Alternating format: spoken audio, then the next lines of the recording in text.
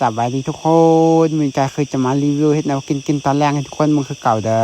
ซึ่งมื้อนี้จ้าก็คือจะไปลงหนองเพื่อเอาปลามาเฮ็ดแนวกินมื้อแรงเด้อก็คือมื้อนี้แม่นจ้อยสินอนนาคือเก่านอนนามื้อนี้ก็คือจะมีพ่อแล้วกับแม่ของจอยพ่อกับแม่ของจอยเขาไปเฮ็ดเวียกมาเขาบอกว่ามื้อนี้มื้อเขาก็บ่กลับบ้านเขาก็สินอนนาคือเก่าว่าซั่นจอยก็เลยต้องไปหาแนวกินมื้อแรงถ้าเขาเจ้าไปเวียกเลยจอยเองก็คือเวียกของจอยมันเวียกถ่ายคลิปเวียกของเขาเจ้ามันเวียกแบบ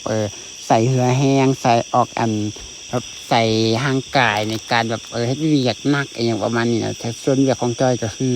ถ่ายคลิปถามว่าเวียกของจอยลำบากบ่คักลำบากอะไรทุกคนแต่ว่ามันคักสบายกว่าแบบเวียกเขาอยู่แต่ว่ามันคักลำบากสำหรับเฮา จอยก็คือมาลงหนองเอาปลาแต่ทุกคนหนองมันก็กว้างแห้งมองมันจะเอาแบบเคาะแจใจกับพูดเคาะใจมองมันกันใหญ่อยู่แล้วใจก็เลยอ้อมไปเฮ็ดวงกลมอยู่ทางในเลยทุกคนจะกระอ้อมเป็นวงกลมอยู่ทางในแล้วจะก็คือจับตัวปลาเวลาปลาขางอยู่ในมองอย่างแบบนี้เลยทุกคนเขาก็คือจะไปจับเอาตัวปลา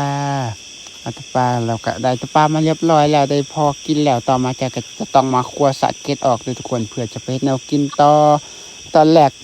จะคิดว่าจะเอาไปแกงแต่คิดไปคิดมาอย่างหนึ่งก็คือเฮ็ดเมนูแกงเอาไปกินตลอดแล้วเด็ดเมนูใหม่เอาก็ได้คือปลาราดน้ำพริกอย่างแบบนี้นะทอดปลาละน้ำพริกอย่างแบบนี้ทุกคนครับก็คือได้ปลามาเรียบร้อยก็คือเอามาคั่วอย่างที่เห็นแล้วคั่วแล้วก็ล้างน้ำให้มันสะอาดเพราะว่าเผื่อจะไปทอดแบบนี้นะหลังจากได้ปลามาเรียบร้อยแล้วต่อมาก็คือจะต้องมาเกี่ยมเอาเครื่องปรุงก่อนเลยทุกคนเครื่องปรุงเชียวจะใส่อย่างแรกเขาก็คือจะต้องตำมักเผ็ดก่อนตำมักเผ็ดแห้งเห็ดน้ำพริกนะนี่คือเครื่องปรุงเชียวเจ็ดน้ำพริกเด้อแล้วก็จะต้องใส่กระเทียมลงไปผักบัวลงไปแล้วก็ตำให้มันแหลก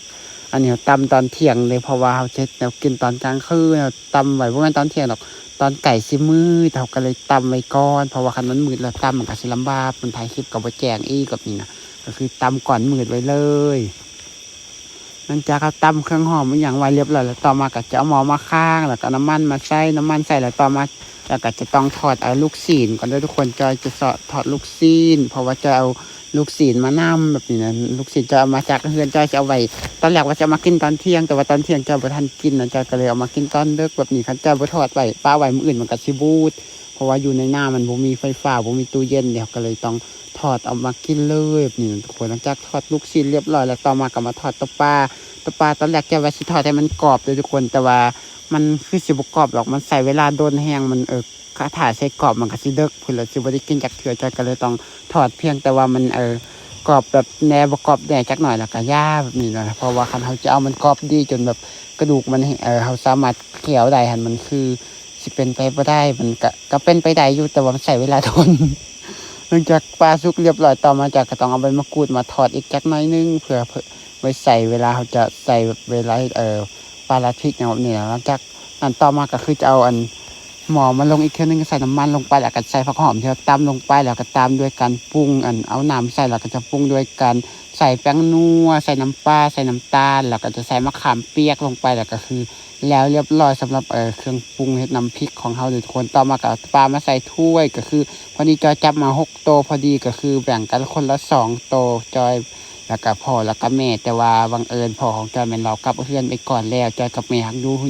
หน้าเขาก็คือกินกัน2 คนพ่อกับพ่อของจอยเรากับเพื่อนเราว่ามีเวียกด่วนเราฝากไปแล้วจักหน่อยเราก็สิมาให้เขากินก่อนโลดว่าซั่นเขาก็เลยพากันกินเลยทุกคนอันนี้คือแนวกินแรงเฮ็ดเองกินเองแซ่บบ่แซ่บก็คือแซ่บ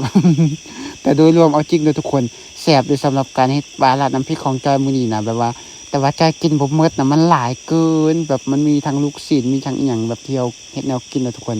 กินแค่คนละโตแล้วก็อิ่มแบบนี้นะเขาก็คือส่วนที่เหลือเอาไว้กินมื้ออื่น